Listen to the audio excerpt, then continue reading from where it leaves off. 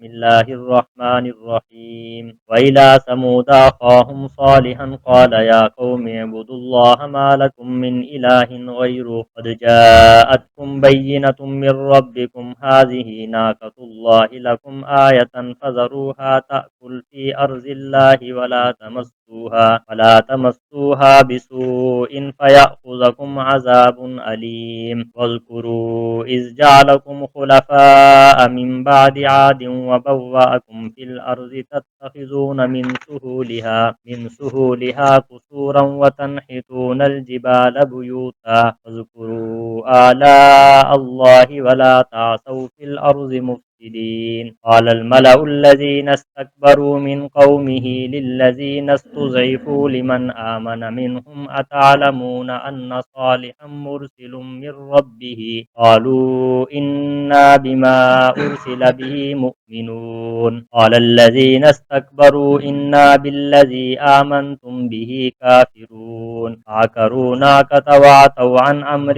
ربهم وقالوا يا صالح ائتنا بما تعدنا إن كنت من المرسلين أخذتهم الرجفة فأصبحوا في دارهم جاثمين تولى عنهم وقال يا قوم لقد أبلغتكم رسالة ربي ونصحت لكم ولكن لا تحبون الناصحين لوطا إذ قال لقومه أتأتون الفاحشة ما سبقكم بها من أحد من العالمين إنكم لتأتون الرجال شهوة من دون النساء بل أنتم قوم مسرفون وما كان جواب قومه إلا أن قالوا أخرجوهم من قريتكم إنهم أناس يتطهرون أنجيناه وأهله إلا امرأته كانت من الغابرين أمطرنا عليهم مطرا فانظر كيف كان عاقبة المجرمين صدق اللہ العظیم۔ محترم دوستو بزرگوں، پچھلی قوموں کے واقعات تذکرہ شروع ہے۔ کل کے درس میں آپ حضرات کے سامنے حضرت نوح علیہ السلام کی قوم اور قوم عاد کا ذکر کر دیا تھا۔ آج کے اس رکوع کے اندر بھی اللہ تعالیٰ نے دو قوموں کا ذکر فرمایا ہے۔ پہلی جو قوم ہے وہ حضرت صالح علیہ السلام کی قوم، جنہیں قوم سمود کہا جاتا ہے، ان کا تذکرہ اللہ تعالیٰ نے فرمایا ہے، اور دوسرے نمبر پہ قوم لوط کا ذکر فرمایا ہے۔ قوم سمود حضرت صالح علیہ السلام کو ان کی طرف بھیجا گیا تھا کہ قوم تبوک اور خیبر کے درمیان ایک جگہ ہے جس کا نام ہجر، وہاں کی رہنے والی تھی۔ تو لوگ کعبۃ اللہ میں جاتے ہیں حج کرنے کے لیے یا عمرہ کرنے کے لیے جاتے ہیں، تو ایک جگہ ہے وہاں پر خیبر، میدان خیبر یا جنگ خیبر، یا آپ حضرات سنتے ہی رہتے ہیں، یہاں پہ یہودی آباد تھے، خیبر کا قلعہ بھی مشہور ہے۔ اور ایک ہے تبوک، وہاں پہ ایک بہت بڑا غزوہ بھی ہوا تھا جس کو غزوہ تبوک کہا جاتا ہے۔ تو خیبر اور تبوک کے درمیان ایک جگہ ہے، جگہ کا نام ہے ہجر، وہاں پہ یہ قوم آباد تھی۔ حضرت صالح علیہ السلام کو اللہ تعالیٰ نے ان کی طرف نبی بنا کر بھیجا۔ حضرت صالح علیہ السلام نے ان کو باتیں سمجھائی، اللہ کی توحید کی دعوت دی۔ یہ کہنے لگے کہ ہماری ایک شرط ہے، اگر تو وہ پوری کر دے تو ہم تجھ پر ایمان لے کر آئیں گے۔ حضرت صالح علیہ السلام نے فرمایا، پوچھا وہ کیا چیز؟ کہنے لگے اگر اس چٹان سے اونٹنی نکل آئے تو ہم تجھ پر ایمان لے کر آ جائیں گے۔ حضرت صالح علیہ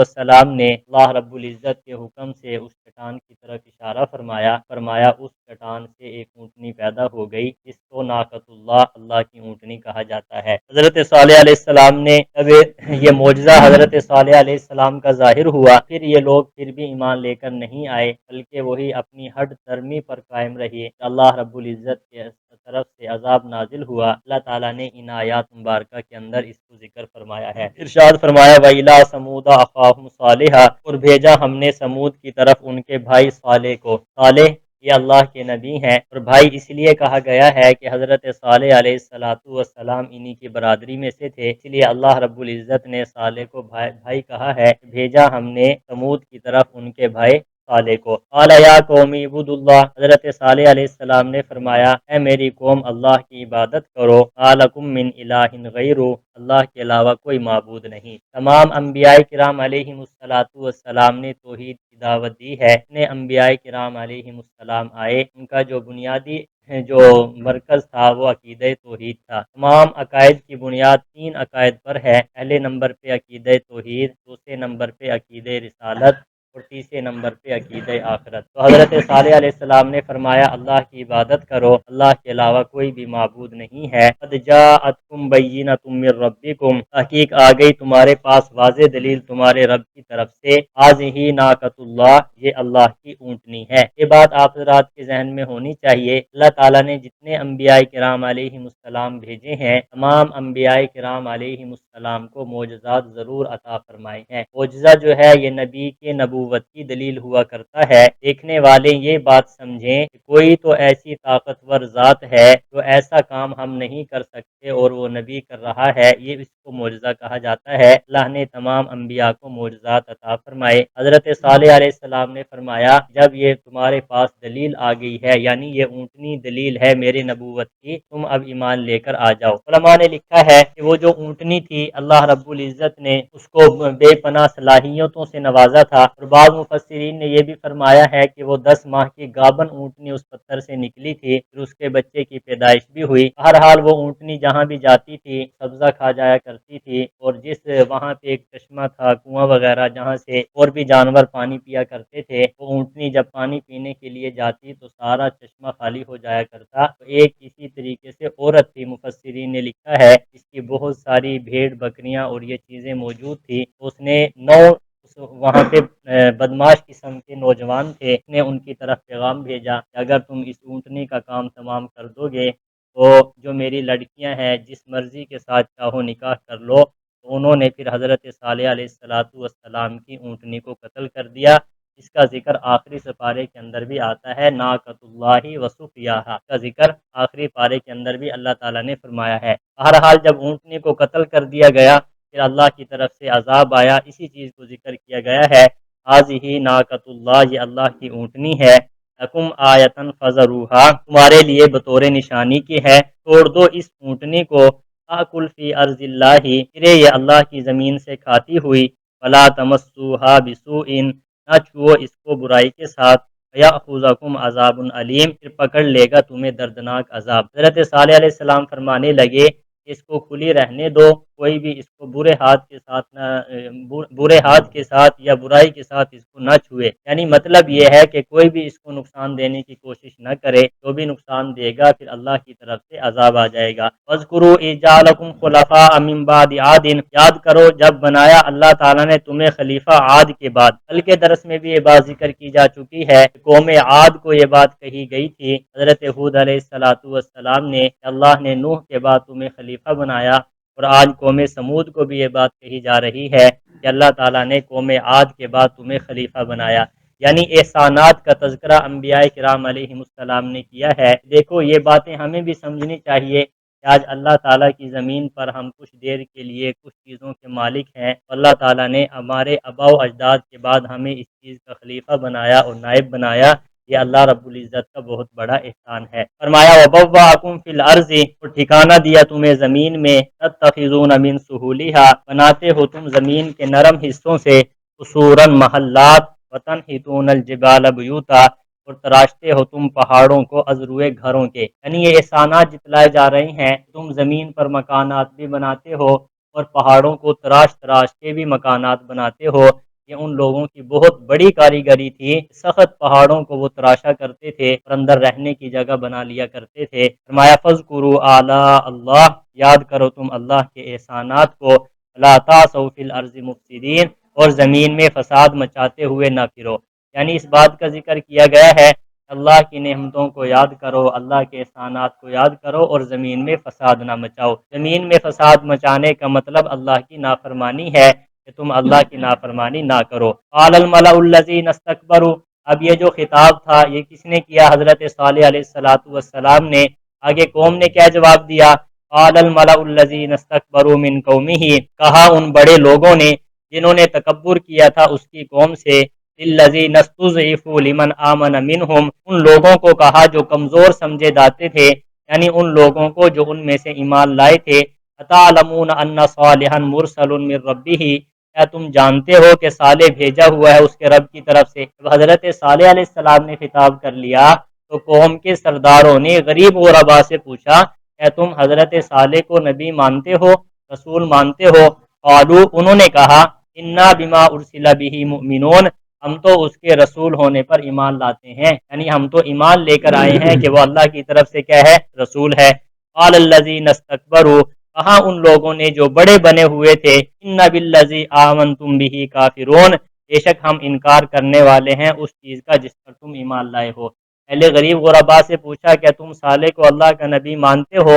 انہوں نے کہا ہاں ہم تو اللہ کا نبی مانتے ہیں اور اللہ کی طرف سے بھیجا ہوا مانتے ہیں۔ تو فرمایا کہ ان لوگوں نے جنہوں نے تکبر کیا وہ کہنے لگے ہم تو نہیں مانتے، حضرت صالح علیہ السلام کا انکار کر دیا۔ فَعَقَرُوا النَّاقَةَ، انہوں نے کوچیاں کاٹ ڈالیں۔ فَعَتَوْا عَنْ أَمْرِ رَبِّهِمْ، فرمایا اپنے رب کی حکم کی انہوں نے نافرمانی کی۔ حضرت صالح کو نبی بھی نہیں مانا، پھر اللہ کی طرف سے جو اونٹنی بھیجی گئی تھی اس کی کونچیاں یعنی اس کے پاؤں وغیرہ کاٹ دیے اور اللہ کے حکم کی نافرمانی کی۔ وَقَالُوا يَا صَالِحُ ائْتِنَا، اور کہنے لگے اے صالح لے آؤ ہمارے پاس، بِمَا تَعِدُنَا إِن كُنتَ مِنَ الْمُرْسَلِينَ، وہ چیز جس سے تو ہمیں ڈراتا ہے اگر تو بھیجے ہوئے میں سے ہے۔ ایک تو اللہ کی نافرمانی کی اور ایک اللہ کے نبی کے سامنے آ کر تکبرانہ بات کرنے لگ گئے کہ وہ لے کر آ جا جس کا تو وعدہ کرتا ہے، ہمارے سامنے وہ چیزیں لے کر آ۔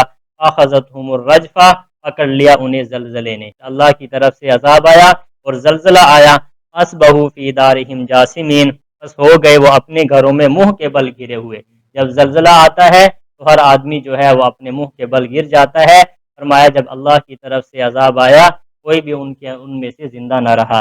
فَتَوَلَّىٰ عَنْهُمْ، حضرت صالح علیہ السلام نے منہ پھیرا۔ وَقَالَ، اور کہا یا قوم، اے میری قوم، لَقَدْ أَبْلَغْتُكُمْ رِسَالَةَ رَبِّي، البتہ ضرور پہنچایا میں نے تمہیں اپنے رب کا پیغام۔ وَنَصَحْتُ لَكُمْ، اور میں نے تم سے خیر خواہی کی۔ وَلَٰكِن لَّا تُحِبُّونَ النَّاصِحِينَ، لیکن تم خیر خواہی کرنے والوں کو پسند ہی نہیں کرتے۔ ان کے تباہ ہونے کے بعد حضرت صالح علیہ السلام نے انہیں خطاب کر کے کہا کہ میں نے بڑی کوشش کی ہے تمہاری اصلاح ہو جائے، لیکن تم جو بھی اصلاح کرنے والا ہو تم اس کو پسند نہیں کرتے۔ آگے اللہ تعالیٰ نے قوم لوط کا ذکر فرمایا ہے۔ حضرت لوط علیہ السلام یہ حضرت ابراہیم علیہ السلام کے حقیقی بھتیجے ہیں۔ حضرت ابراہیم علیہ السلام اللہ کے برگزیدہ پیغمبر ہیں۔ حضرت ابراہیم علیہ السلام کے جو حقیقی بھتیجے ہیں وہ حضرت لوط علیہ السلام ہیں۔ ان کو جو نبی بنا کر بھیجا گیا، مبعوث کیا گیا، وہ بابل کا علاقہ ہے۔ عراق کے اندر ایک علاقہ ہے بابل کا، وہاں پہ حضرت لوط علیہ السلام کو بھیجا گیا۔ حضرت لوط علیہ السلام کی قوم نے ایک ایسا کام شروع کیا جو اس سے پہلے کسی قوم نے نہیں کیا۔ وہ کام یہ تھا کہ ہم جنس پرستی، یعنی مرد کا مرد کی طرف میلان اور اس سے اپنی شہوت کو پورا کرنا، عورت کا عورت کی طرف میلان اور اس سے اپنی شہوت کو پورا کرنا، یہ بہت بڑا گناہ ہے۔ اللہ رب العزت نے ان پر بھی بہت زیادہ سخت عذاب کو نازل فرمایا۔ علماء فرماتے ہیں قرآن مجید کی آیات کی تشریح کے اندر کہ ایسی قوم پر یعنی قوم لوط پر 4 قسم کے عذاب اللہ تعالیٰ نے نازل فرمائے۔ پہلے نمبر پہ فرمایا فَطَمَسْنَا أَعْيُنَهُمْ، ان کی آنکھوں کو اللہ نے اندھا کر دیا، یہ پہلا عذاب ان پر نازل ہوا۔ فرمایا جو دوسرا عذاب نازل ہوا وَأَمْطَرْنَا عَلَيْهِمْ مَطَرًا، ان پر پتھروں کی بارش برسائی گئی۔ فرمایا جو تیسرا عذاب ان پر نازل ہوا صیحہ، چیخ ماری گئی جس سے ان کے کلیجے پھٹ گئے۔ فرمایا جو چوتھا عذاب نازل ہوا، فرمایا فَجَعَلْنَاهَا عَالِيَهَا سَافِلَهَا، کہ اللہ نے نچلے حصے کو اوپر کر دیا اور زمین کے اوپر والے حصے کو نیچے کر دیا۔ یہ 4 قسم کے عذاب اس قوم پر نازل ہوئے۔ نبی کریم صلی اللہ علیہ وسلم نے فرمایا کہ جو بھی قوم لوط والا عمل کرے فاعل اور مفعول دونوں کو قتل کر دیا جائے، اس بات کا ذکر کیا گیا ہے۔ بہرحال یہ بہت بڑا گناہ ہے اور یہ ایسا گناہ ہے جس کو عام جانور پرند چرند بھی نہیں کرتے۔ کبھی بھی آپ نے دیکھا نہیں ہوگا کہ کوئی جانور بھی ہے، چاہے کتا ہو چاہے کوئی بھی ہو، وہ اپنے ہم جنس کے ساتھ کبھی بھی شہوت پوری نہیں کرتا۔ بہت بڑا گناہ کبیرہ ہے۔ اللہ رب العزت کے پیارے نبی حضرت لوط علیہ السلام نے ان کو سمجھایا لیکن قوم لوط سمجھی نہیں، اللہ تعالیٰ نے ان پر عذاب کو نازل فرمایا۔ اسی چیز کا ذکر فرمایا وَلُوطًا إِذْ قَالَ لِقَوْمِهِ، اور بھیجا ہم نے لوط کو اس وقت کہا لوط نے اپنی قوم کو أَتَأْتُونَ الْفَاحِشَةَ مَا سَبَقَكُمْ، کیا تم بے حیائی کے پاس آتے ہو، نہیں سبقت لے گیا تم میں سے اس بے حیائی کے ساتھ من العالمین، جہانوں میں سے کوئی بھی آج تک یہ کام کسی نے نہیں کیا اور تم ایسا کام کر رہے ہو۔ انکم لتأتون الرجال شہوہ، بے شک تم آتے ہو مردوں کے پاس ازروئے شہوت کے، من دون النساء، عورتوں کو چھوڑ کر۔ عورتوں سے اللہ رب العزت نے انسان کے اندر جو خواہشات رکھی ہیں اس خواہشات کا جو صحیح طریقہ اللہ رب العزت نے پورا کرنے کا فرمایا ہے وہ نکاح ہے۔ نکاح کے ذریعے انسان اپنی شہوت کو پورا کرے، اس کے علاوہ جتنے بھی طریقے ہیں وہ سارے کے سارے ناجائز اور حرام ہیں۔ بہرحال حضرت لوط نے ان کو سمجھایا کہ یہ کام نہ کرو، فرمایا بل انتم قوم مسرفون، بلکہ تم لوگ حد سے تجاوز کرنے والے ہو۔ وما کان جواب قومہ، نہیں تھا جواب قوم لوط کے پاس، الا ان قالوا، مگر انہوں نے کہا اخرجوہم من قریتکم، نکال دو ان کو اپنی بستی سے، انہم اناس یتطہرون، یہ لوگ تو بے شک پاک اور صاف ستھرے رہتے ہیں۔ یعنی دیکھو وہی جواب دیا جو آج کل دیا کرتے ہیں، جب کسی کو سمجھاتے تو انسان آگے سے کیا کہتا ہے، تو بڑا صوفی ہے، تو بڑا ایماندار ہے، تو بڑا نمازی ہے، بڑا حاجی ہے۔ حضرت لوط علیہ السلام نے ان کو سمجھایا کہ ایسے نہ کرو، آگے سے کیا جواب دیا، ان کو اپنے شہر سے ہی نکال دو، یہ تو بڑے پاک صاف ستھرے ہیں، بڑے صاف رہنے والے ہیں۔ دوستو آج تو ہمارے ملک کے اندر بھی اس قسم کے شوشے یا چلانے کی کوشش کی جاتی ہے، جیسا کہ آپ نے پچھلے دنوں بل کے بارے میں بھی سنا ہوگا، تو یہی ہم جس پرستی کا بل ہے، اب کچھ دنوں سے پھر باتیں چل رہی ہیں کہ فلم تیار کی گئی ہے جس کے اندر اس چیز کو ذکر کیا جا رہا ہے کہ ہم جنس پرستی کو دکھایا جا رہا ہے۔ بہرحال اللہ ہماری حفاظت فرمائے۔ ہم سب بڑے حضرات یہاں پہ موجود ہیں، ہمیں خود بھی دین کو سمجھنا چاہیے، اور میں آپ حضرات کو دعوت فکر دیتا ہوں اپنی اولادوں کے دین کی بھی فکر کریں۔ آج ہماری اولادیں جو ہیں وہ دین سے بگڑتی جا رہی ہیں، ان کو ایمان کا نہیں پتہ، اسلام کا نہیں پتہ، نیک اعمال کا نہیں پتہ۔ کل ہی میرے پاس ایک شخص آیا، نوجوان تھا اور اسی شہر کا رہنے والا تھا، اس کا ایک دوست ہے، فرمایا وہ اس قسم کے سوالات کرتا ہے جیسے کہ دہریہ کرتے ہیں، یعنی خدا کے منکر، حالانکہ ان کے والدین جو ہے وہ بالکل نمازی بھی ہیں، پرہیزی بھی ہیں، سب کچھ بھی ہیں۔ ہمیں اپنے ایمان کی بھی فکر کرنی چاہیے اور اپنے اولادوں کے ایمان کی بھی فکر کرنی چاہیے، یہ ہم سب کی ذمہ داری ہے۔ کیا ارشاد فرمایا، انہم اناس یتطہرون، یہ لوگ جو پاک صاف ستھرے ہیں ان کو ہماری بستی سے کیا کر دو بھائی، نکال دو۔ فرمایا فانجیناہ واہلہ الا امرأتہ، ہم نے نجات دی لوط کو اور اس کے گھر کے افراد کو سوائے اس کی بیوی کے، کانت من الغابرین، وہ پیچھے رہنے والوں میں سے تھی۔ اللہ تعالیٰ نے حضرت لوط کو فرمایا کہ آپ چلے جائیں، راتوں رات نکل جائیں، پیچھے نہیں دیکھنا، کتنا بھی شور شرابہ ہو جائے آپ نے پیچھے مڑ کر نہیں دیکھنا۔ آپ کی بیوی بھی آپ کے ساتھ چل پڑی، ایک کافرہ تھی، ایمان لانے والی نہیں تھی، وہ جب شور شرابہ ہوا اس نے پیچھے مڑ کر دیکھا تو اس کو پتھر لگا، وہ وہیں پہ غرق ہو گئی۔ بہرحال پہلی شریعتوں کے اندر کافرہ عورتوں کے ساتھ نکاح درست تھا۔ سرور کائنات صلی اللہ علیہ وسلم کے نبی بن جانے کے بعد 16 سال تک یہ حکم رہا کہ کفار کے ساتھ نکاح ہو سکتا تھا، جیسا کہ حضرت ابوبکر صدیق رضی اللہ تعالیٰ عنہ نے ایک عورت سے نکاح کیا اور اس سے ایک لڑکا پیدا ہوا، اس عورت کی کنیت پڑ گئی ام بکر، اور حضرت ابوبکر صدیق کی یعنی صدیق اکبر کی کنیت پڑ گئی ابو بکر۔ جب قرآن مجید کی آیت نازل ہوئی وَلَا تَنْكِحُوا الْمُشْرِكِينَ حَتَّى يُؤْمِنْ ہے یا تُؤْمِنْ غالباً، فرمایا کہ مشرکین سے نکاح نہ کرو جب تک کہ وہ ایمان لے کر نہ آ جائے۔ تو پھر کیا ہوا، حضرت ابوبکر صدیق رضی اللہ تعالیٰ عنہ نے اس کو کہا ایمان لے آ، وہ ایمان لے کر نہیں آئی، تو حضرت صدیق اکبر رضی اللہ تعالیٰ عنہ نے ان کو طلاق دے دی۔ بہرحال وہ جو حضرت لوط کی بیوی تھی وہ پیچھے رہنے والوں میں سے تھی، وہ بھی کیا ہو گئی، غرق ہو گئی۔ کانت من الغابرین، وہ پیچھے رہنے والوں میں سے تھی۔ امطرنا علیہم مطرا، ہم نے برسائی ان پر ایک خاص قسم کی بارش۔ اللہ تعالیٰ فرماتے ہیں ہم نے ان پر ایک خاص قسم کی بارش برسائی۔ فانظر کیف کان عاقبۃ المجرمین، دیکھ کیسا انجام ہوا جرم کرنے والوں کا۔ جو بھی جرم کرتا ہے بہرحال اس کا انجام نہیں اچھا ہوتا۔ اللہ تعالیٰ ہم سب کی حفاظت فرمائے اور ہر قسم کے عذاب سے ہماری حفاظت فرمائے۔ وآخر دعوانا الحمد